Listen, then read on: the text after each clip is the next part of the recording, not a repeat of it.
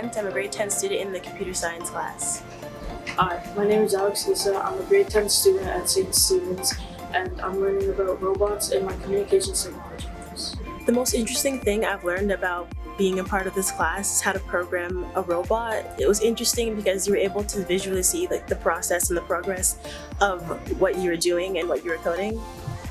This is my robot that I created, and to program it we use a program called VS Code using Python, and we connect it using Bluetooth. My favorite thing to learn about this course was coding in Python. I found it interesting because it's something that's very upcoming in our world today, as you can see with the Snapchat AI and ChatGPT. Using all the lessons we were taught, I was able to form this code using all the sensors and values to make it back up when it detects white and turn around the ring.